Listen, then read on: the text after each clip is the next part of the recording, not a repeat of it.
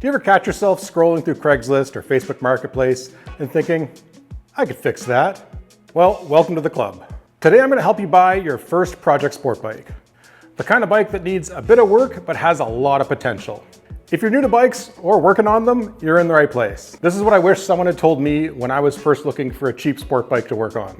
So let's get into it. Project bikes are awesome for two reasons. First off, they're cheaper. You can get a solid machine for half the price because someone else didn't want to finish what they started. And two, you'll learn more. Tearing into a sport bike teaches you fast. You'll understand how your bike works and how to fix it when it doesn't. Yeah, you might spend a few nights covered in grease wondering what you got yourself into, but the moment you get it on the road, it's all worth it. My first project bike was this 2005 Suzuki GSXR 1000. The previous owner had crashed it at the track and then decided to try and turn it into a cafe racer and then given up on it. I picked it up from him for $2,700 and I just made the essential repairs so I could get it back on the road as quickly as possible for summer. But unfortunately, that one was stolen out of my parking garage. With the insurance money from that Suzuki, I picked up this 05 CBR 1000 and it didn't need anything major, just new chain, sprockets, a fresh set of fairings, and all of its maintenance brought up to date. But eventually I wanted another super sport bike and I found this 2008 Suzuki GSXR 1000. And it needed a fair bit more work. The previous owner had managed to dump it off the side of his pickup truck while trying to ride it up the ramp on his own with no help. So that bike had been upside down at least once. It needed the subframe repaired, all its maintenance, new body kit. I ended up having to strip the gas tank for rust and then reline it, as well as rebuild the fuel pump and a bunch of other small things to get it street ready. And I love that bike and plan on holding on to it for a while. And then finally, we've got our 2006 CBR 600 project bike that we've been working on in the last few videos. This one also had a minor accident. The kid that owned it decided to run from the cops and laid it down. This one also needed a new subframe as well as tires. We're going to do a new body, bit of plastic welding, all its maintenance. But so far, nothing that we couldn't handle.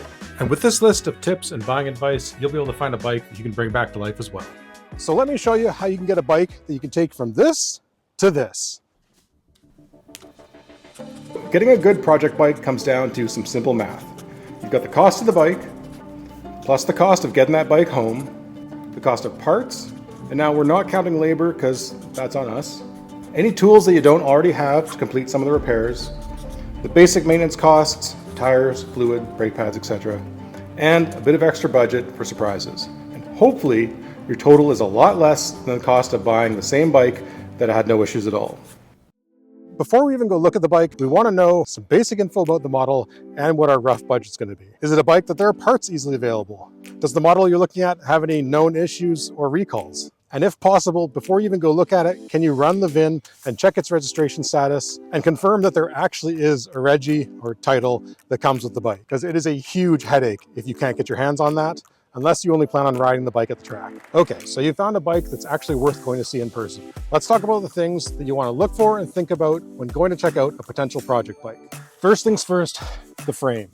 This one is critical to me. If the frame's damaged, I'm honestly not even gonna bother with the bike. If it's the subframe that's damaged, that can be replaced or repaired. I've done that a few times myself. You can usually find a used replacement subframe for about 200 bucks. If the forks are bent or damaged, it's not ideal as they're gonna be pricier to replace or repair, but it's not a deal breaker. But if the frame is cracked, twisted, or even has major dents, this is way beyond what I want to deal with. Be sure to check around the neck, subframe mounts, and the engine cradle. Let's talk suspension and steering. You want to check the fork tubes for bends or any signs of impact. And if you compress the forks and you can feel it sticking at any point in the forks travel, that could be a sign that there's damage as well. Replacing the forks is not ideal, but not necessarily a deal breaker. Have a look at the triple trees to see if they're straight. Give the bars a turn to feel if there's any roughness or notching in the steer tube. That could be a sign that the bearings in the steer tube are shot. All right, number 3, wheels, tires, and brakes. Now, if the bike's on a stand, pop it in neutral and give the wheel a spin. If it's bent, you're gonna easily be able to see any wobbles in the rim. And if it's not on a stand, at least inspect the rim and look for any major dents or cracks. Now, I've yet to buy a bike that didn't need fresh tires, either because they're worn out or have expired. If you want to know the expiry date of your tires, just find the 4-digit number on the side. That's going to be the week and year of the production of the tires. And as you see on these ones, this was made in the 32nd week of 2015. So these tires are way overdue to be changed. Anything over 5 to 6 years old, the tires can become harder and more brittle and is just not going to provide the traction and reliability that a fresh set of tires would. The brakes are all easily replaceable parts, but have a look at the condition of the rotors, the lines, and the pads. Give the brake a squeeze and check for a stuck piston, cracked caliper mounts, and that there are actually a pair of brake pads in there. You'd be surprised at how often things like that are missing. Number 4, the engine. This is another thing that I don't mess around with, at least not at this point in my bike restoration career. Oil leaks are one thing, but if it's knocking, ticking, grinding, or doesn't fire at all, this will most likely be an expensive fix if it's repairable at all. A cracked case, a thrown piston, or a complete rebuild is not what I want on the menu at all. The 5th thing we're going to take a look at is the drivetrain. If the chain and sprockets are rusted or worn out, they're easily replaceable. But if the bike won't go into gear or won't let you shift all the way up and down through the gears, that's going to be a huge red flag for me. Number 6, electronics. Does the bike have a battery? You'd think it would, but that is not always the case. And if it does have one, there's a good chance it's dead.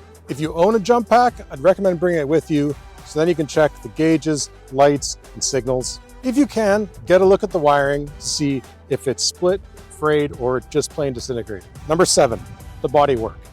How are the fairings looking? Are they cracked, missing, or barely attached? Now, this isn't the end of the world. I usually budget to get a fresh set of fairings from Ockmarts, and installing them is usually a pretty straightforward job. Now, please have a look in the tank. The bike's been sitting for a while. There's a good chance that the inside is seriously rusted. And it's not necessarily a deal breaker. I actually had to strip and reline this tank, but it was a fairly messy and time-consuming process. If you can afford it, take it to a shop that has an acid dip tank, have them strip it, put a new tank liner in, and it's done. And number 8 is just a few of my final tips. If the VIN is missing or doesn't match the Reggie, walk away. You do not need that headache. You don't want to pick up a bike that turns out to have been stolen. If the bike has too much rust, a bit of surface rust can be dealt with. If there's deep rust on the forks, frame, or swing arm, I'd be hesitant to get that bike. If the bike has flood or fire damage, unless your name is Tavarish or TJ, you do not want to deal with this. And finally, is the seller sketchy? They won't directly answer your questions or let you run the VIN number, so that's a hard pass. I guarantee that if the seller's like that, there's going to be surprises with the bike later on that you do not want to deal with. So that's it. Buying your first project sport bike isn't just about saving money. It's about building something with your own 2 hands. You'll break stuff, you'll fix stuff, and hopefully you'll learn fast. And if you're anything like me, you'll never look at bikes the same way again. Got any questions? Drop them in the comments. And if you're working on a bike right now, tag me at Weekday Grand Prix on IG. I'd love to see it. And don't forget to subscribe if you want to keep seeing us work on this CBR 600 and getting it back on the road. And I'll see you in the next one.